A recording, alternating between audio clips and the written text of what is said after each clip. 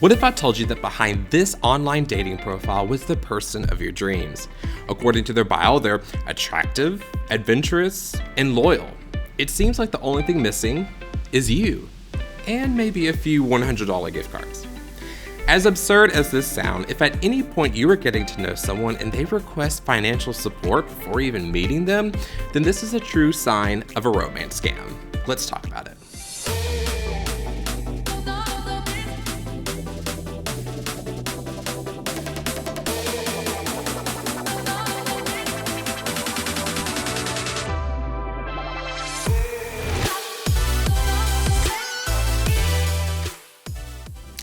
Hello and welcome to How to Get Hacked Without Even Trying, the show where we keep you safe from scams.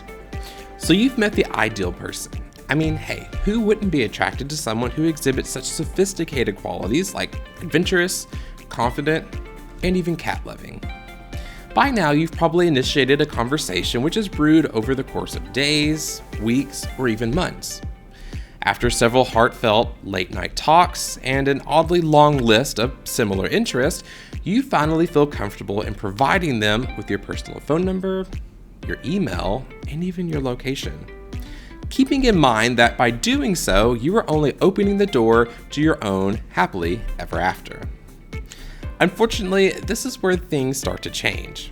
You see, a scammer, specifically a romance scammer, employs a tactic called social engineering, meaning that a romance scammer is going to pretend to be the person that you want them to be, while also paying close attention to your insecurities along the way. The goal is that eventually they will learn enough about you, especially with how you think and how you feel, and begin using that against you in order to manipulate your trust. Let's take a look at some of the signs of a romance scam and what to do if you believe you are in the midst of one. Let's start with the why. Romance scammers create fake profiles on various dating and social media apps with the intention of gaining trust from those who are most vulnerable and susceptible to the scam. The end goal is not to find love, but to find someone who fulfills their financial needs or has other ulterior motives.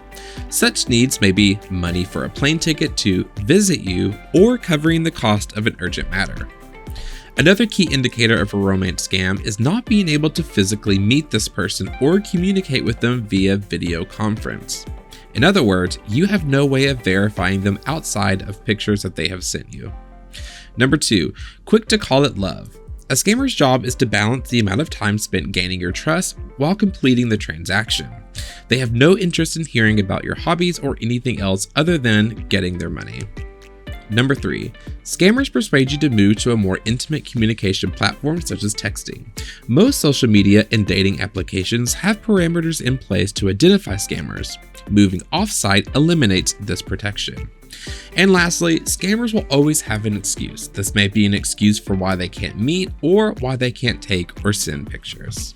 So no, love is in fact not behind this particular online dating profile, but that doesn't mean that you can't find real love online.